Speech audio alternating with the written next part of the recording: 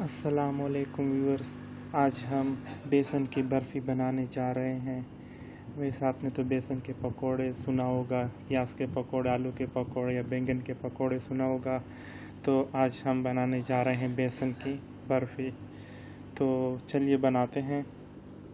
तो सबसे पहले आपने ये कप लेना है, इसमें आधा कप आपने ऑयल हो गया या घी लेना, वो डालना है। मैं यहाँ पर ऑयल यूज़ कर रहा हूँ, तो आधा कप मैंने ऑयल लिया है। और ये जो कप है इसी के बराबर पूरा कप मैंने बेसन लेना है, वो इसमें डालना है। तो ये एक कप बेसन हो गया। इस आपको इसे डालते जाना है और चम्मच पे हिलाते जाना है ताकि इसमें वो गोल गोल गड्ढे ना बने। तो आपने गैस को दरमियानी आंच पर रखना है, ज़्यादा तेज़ आंच पर नहीं रखना इसे, वरना ये जल जाएगा। और आपने चम्मच को इसी तरह हिलाते रहना है और तब तक हिलाते रहना है कि जब तक ये बेसन इसमें पक ना जाए और ऑयल इसके ऊपर आ ना जाए।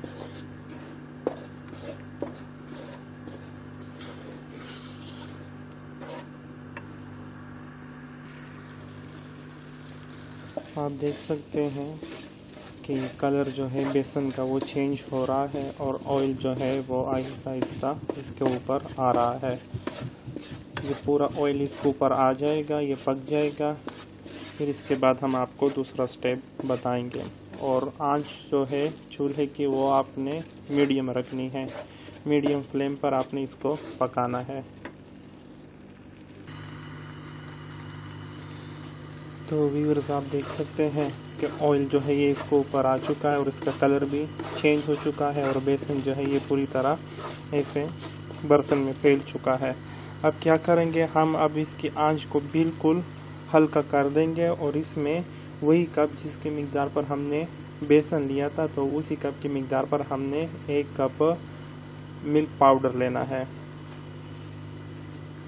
ये इसमें डाल देंगे और आंच को बिल्कुल हल्का कर देंगे, मीडियम से हम लो पर आ जाएंगे और इसको अच्छी तरह मिक्स कर देंगे इसमें।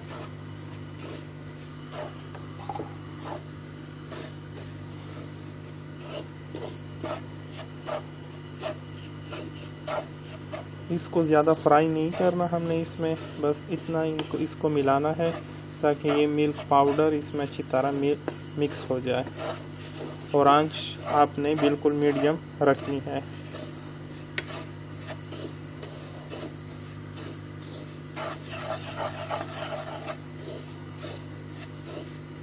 इतना फ्राई कर रहे हैं ताकि इसका कलर थोड़ा सा चेंज हो जाए, ब्राउन हो जाए। फिर उसके बाद आपने इसको चूल्हे को बंद कर देना है। आप देख सकते हैं कि इसका कलर चेंज हो गया है और ये बिल्कुल ऐसे दाना दाना हो गया है, यानी अलग हो रहा है। तो अब हम इसको गैस को बंद कर देते हैं और इसको उतार देते हैं। अच्छा व्यूअर्स, अभी हमें क्या करना है, अलग से एक बर्तन लेना है और उसमें हमने जितने कप में बेसन और जितने कप के मिकदार के मुताबिक हमने मिल्क पाउडर डाला था, तो उस कप के मिकदार के मुताबिक हम चीनी डाल देंगे 1 कप अलग से पतीले में, और आधा कप पानी डाल देंगे। ये इसलिए ताकि शीरा बन जाए। इसका अब हम शीरा बनाएंगे। आंच को हम इस हाई कर देंगे, हाई फ्लेम पर हम शीरा बनाएंगे और तब तक इस पकाएंगे कि जब तक ये शीरा गाढ़ा ना हो जाए। और व्यूअर्स, अब हम 4 इलायची भी इसमें डाल देंगे ताकि इसमें अच्छी तरह स्मेल आ जाए, क्योंकि इलायची की स्मेल बहुत अच्छी होती है। मीठी चीज़ों में इलायची का जो टेस्ट होता है वो बहुत अच्छा लगता है और इसकी स्मेल भी बहुत अच्छी लगती है। तो ये शीरों का हम पकाएंगे ताकि ये गाढ़ा हो जाए। अभी तो इसमें चीनी है, अब चीनी को इसमें हल करेंगे हाई फ्लेम पर और तब तक पकाएंगे ताकि चीनी इसमें हल हो जाए। तो व्यूअर्स आप देख सकते हैं शीरा हमारा बन चुका है, गाढ़ा भी हो चुका है। इसको चेक करने का ये तरीका है कि इस तरह उंगली की मदद से आप देखेंगे कि ये चिपक रहा है, तो इसका मतलब आपका शीरा तैयार हो चुका है। तो अब हम क्या करेंगे कि फ्लेम को बंद कर देंगे और इस शीरे को साइड पे रख देंगे और जो आपने मिक्सचर बनाया था बेसन का उसको रख देंगे और फिर शीरे को इसमें मिक्स कर देंगे और चम्मच को हिलाते जाएंगे ताकि ये चिपके नहीं। आप देख सकते हो कि शीरा गाढ़ा हो चुका है। आपने पतला नहीं डालना बल्कि इसी तरह गाढ़ा शीरा इसमें डालना है और चम्मच की मदद से इसको हिलाते जाना है, मिक्स करना है और फ्लेम जो है वो आपने फिर से मीडियम रख देनी है।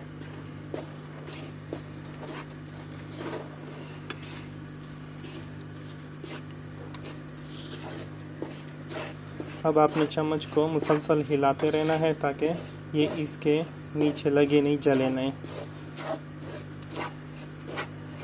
और इसको यहाँ तक पकाना है कि ये गाढ़ा हो जाए और एक पेड़े की शक्ल के ले लें। आप देख सकते हैं कि ये गाढ़ा हो रहा है।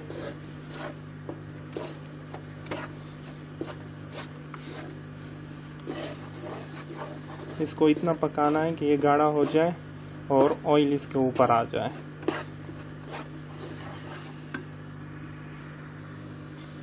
तो व्यूअर्स आप देख सकते हो कि बेसन की बर्फी का जो पेड़ा है वो बन चुका है।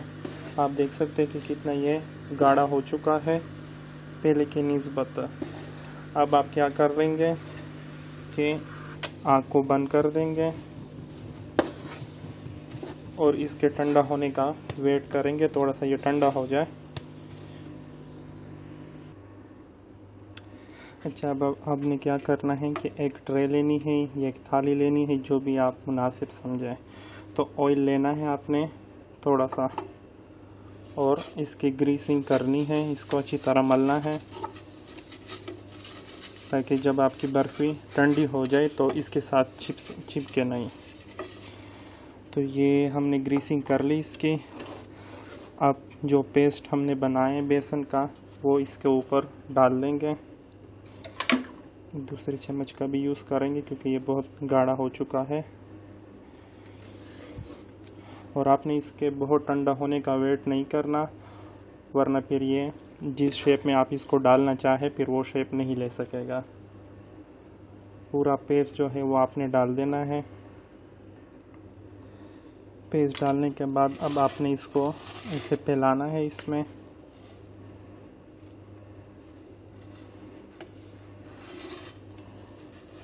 ये आपकी मर्ज़ी है कि आप जो भी शेप देना चाहो इसे।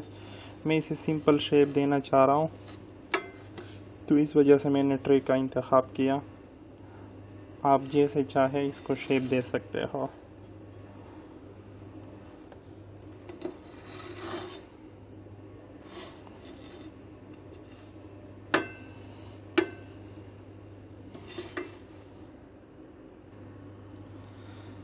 तो अब हम क्या करेंगे, गार्निशिंग करेंगे। ये हमने काजू लिए हैं तो ये इसके ऊपर इस तरह फैला देंगे।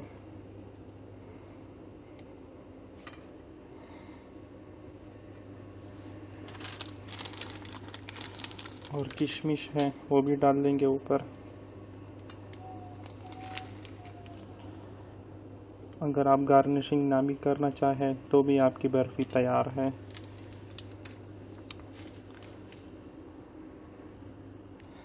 अब गार्निशिंग हो गई, तब लास्ट में हम क्या करेंगे कि एक पेपर ले लेंगे और इसके ऊपर रख देंगे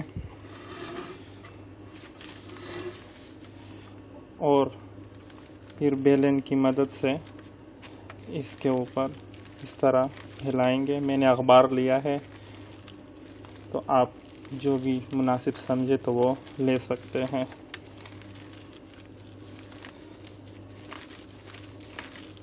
इसको इस तरह प्रेस करना है।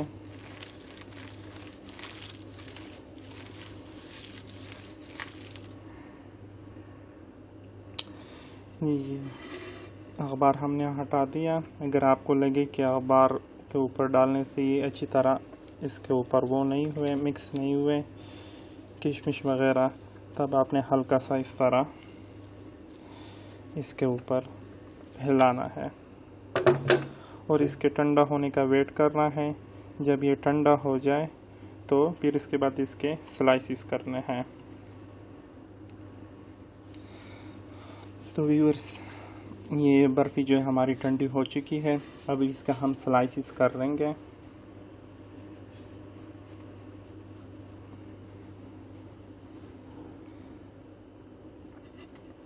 आप अपनी मर्ज़ी के मुताबिक इसको शेप दे सकते हो, लेकिन मैंने सिंपल बेसन की बर्फ़ी बनाई है।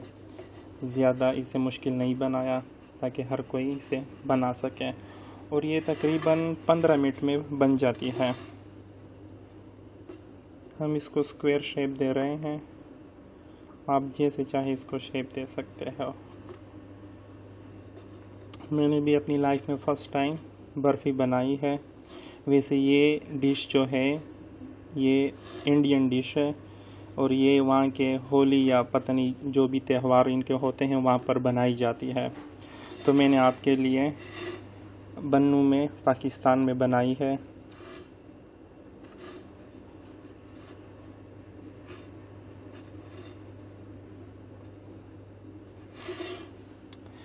तो ये देखिए, आपकी बर्फ़ी बन चुकी है।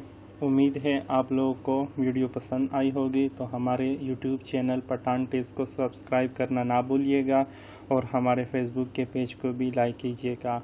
अल्लाह हाफ़िज़।